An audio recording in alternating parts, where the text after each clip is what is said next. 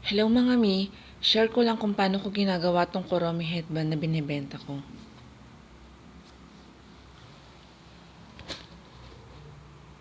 Kukuha lang tayo ng 2 violet na passy wire. Then, tiklop natin, mag-shape tayo ng pa-circle sa taas. Tapos, ikot lang natin ng 2 beses.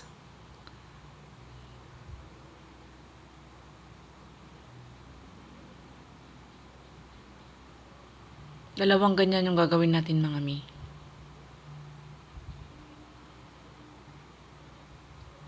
Yan, 2.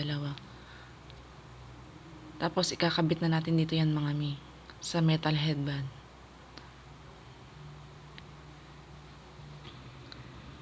Yan mi, ikiikot lang natin yan. Paikot lang hanggang humigpit siya. Ganyan din yung gagawin natin sa kabila, ikakabit din natin. Yan. Then, didikit na natin tayo ng violet na passy wire. Paikot sa may metal headband. Tuloy-tuloy lang yan, mami.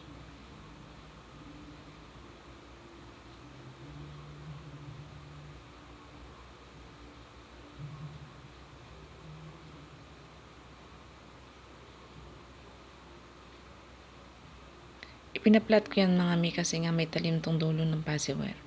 Kaya kailangan ipaplat yan para makinis. Ganyan.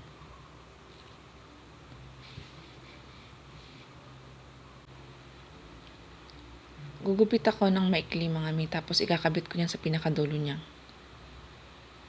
para matakpan yung metal headband. Next naman, kukuha tayo ng black na passy wire. Iikutan lang natin yan mga mi, parang pinaka-design niya.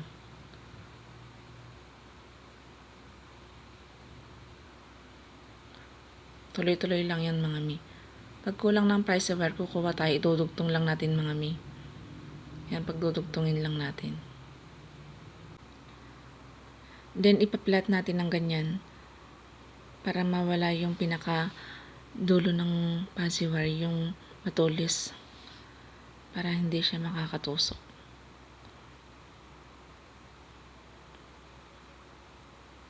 Yan, ididikit natin yan.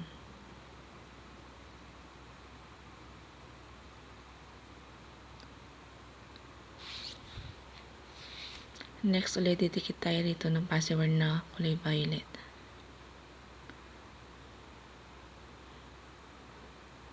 Tuloy-tuloy lang yan mga mi. Tapos magdudugtong ulit tayo ng isa. Yan, paikot lang natin mga mi. Pagbuhulin natin. Then, ipaplat natin para hindi siya makakatusok yung mga tulis ng passy wire. Ididikit natin mga mi para hindi basta-basta masisira tong headband natin. Yan, dinidikitan ko talaga para matibay.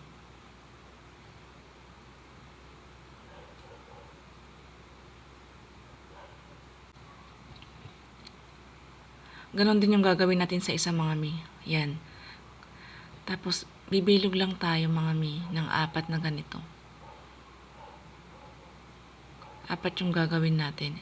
Ilalagay natin sa pinakataas ng ano na yan, headband. Yan, maglalagay tayo sa harap muna. Tapos sa likod naman. Dapat mga mi, kung ano yung maganda sa harap, dapat ganon din sa likod. Kailangan maganda din siya parehas. Parehas na makinis. Ngayon, kumuha ako ng satin ribbon. 4 cm ito mga mi, yung size niya. Gugupit ako ng haba ng 9 inches. 2 ganyan yung gagawin ko mga mi. 2 ikakat ko. 2 9 inches. Purple pink nga pala kulay nan mga mi. Then, kukuha naman ako ng 7.5 inches. Magkakat tayo. 2 din mga mi. Papasuin natin para maalis yung mga tastas ng satin ribbon.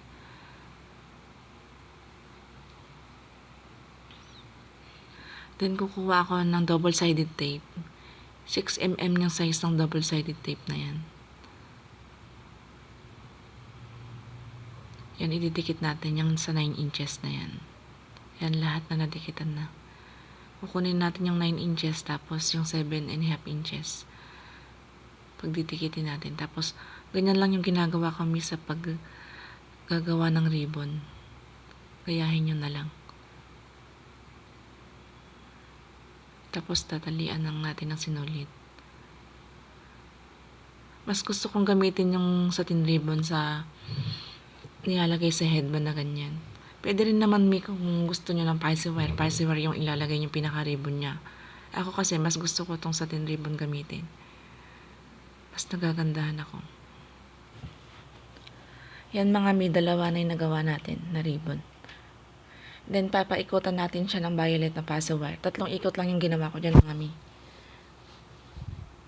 Ganon din yung gagawin natin sa isang. Didikit natin, tapos ipaplat ko lang siya.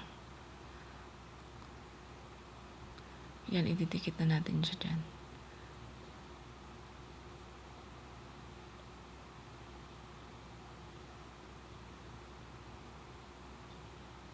Tapos kukuha lang tayo ng kuromi beads. Na-order ko lang yan sa may Shopee mga mi. Ilalagay ko na lang dyan yung link dyan sa may taas sa caption. Kung gusto nyo ring umorder. Gagamit ako ng 6mm na black satin ribbon mga mi, ayan. 6mm yung size nan. Gagawa tayo ng 2 ganyan.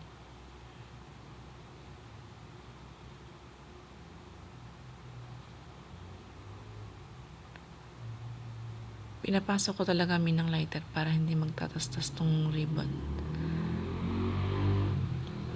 Tapos ididikit na natin dyan sa taas.